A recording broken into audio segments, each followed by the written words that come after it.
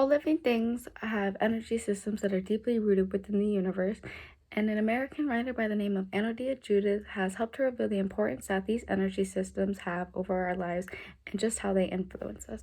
She contends that the value of our chakra systems is as the inner and outer worlds connect, we become aligned spiritually, emotionally, physically, and mentally.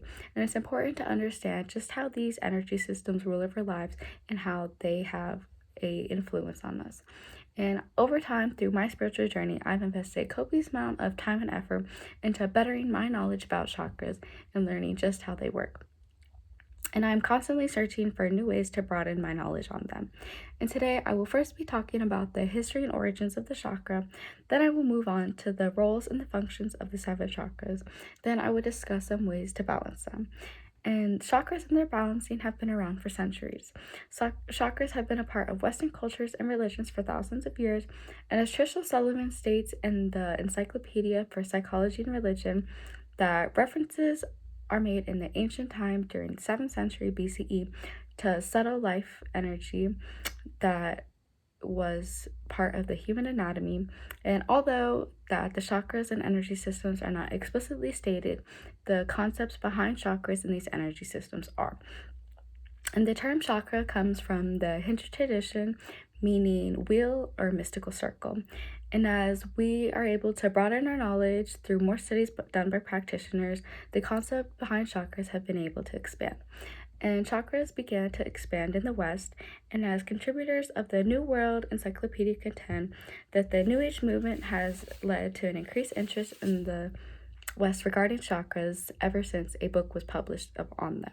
And as the movement spread, the meaning and association with chakras have gained popularity, and we have now gained a deeper understanding for these. And the concept of chakras were adopted, and over time, one system of 6 or 7 energy chakras were mentioned going along the body's axis, which became a very dominant model. And now that we've covered the history and origins of chakras, let's move on to their purposes and responsibility. Each chakra has a designated role and governing function over us in the body in ways that impact us emotionally, physically, mentally, and spiritually. The 7 chakras are located along the spinal axis, according to O'Sullivan, which begin at the bottom of the spine. Each chakra can either be overactive, balanced, or blocked, which all result in varying consequences.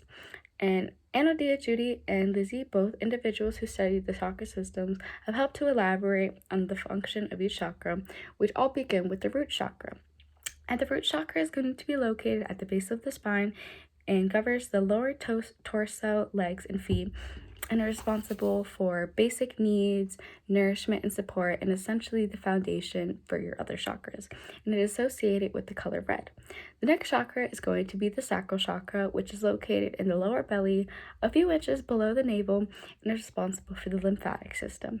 It is associated with feelings of pleasure, sensuality, creativity, and governs the roles in our relationships, and is associated with the color orange. The third chakra is going to be the solar plexus chakra, which is located in the upper belly, just below where the diaphragm rests, and presides over the digestive system. It is associated with one's personal identity, willpower, and personal power, and is associated with the color yellow. The fourth chakra is going to be the heart chakra, which is located in the center of the chest near the heart. Presides over glands and bodily functions and manages love, compassion, and feelings of gratefulness, and is associated with the color green. The next chakra is going to be the throat chakra, which is located in the middle of your throat and is responsible for brachial and pharynx plexes, which reign over the nerves of the arms, shoulders, hands, and speech.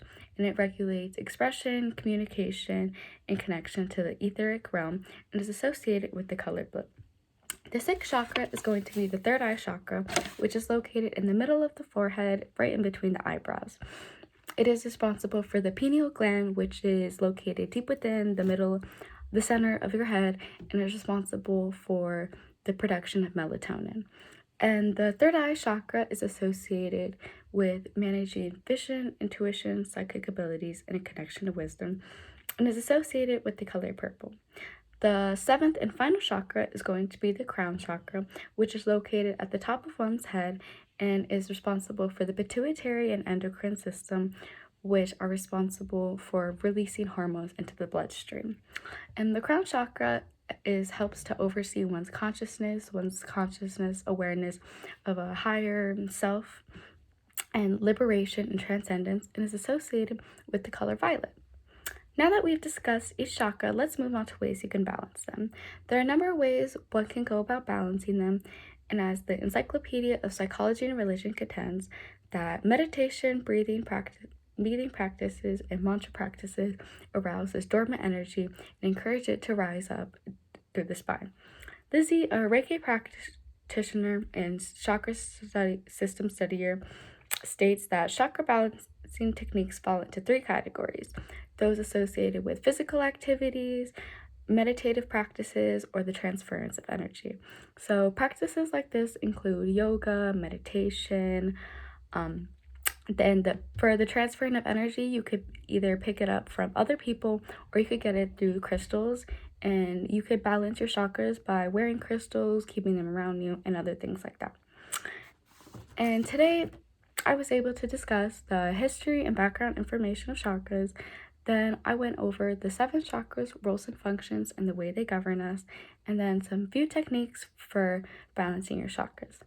Knowledge of the seven chakras is essential for an enhanced well-being of one spiritually, mentally, physically, and emotionally. And understanding and bettering your knowledge on these areas could help you enhance your livelihood of these areas and could in turn enhance your growth and prosperity, which could also be limitless if you choose to do so.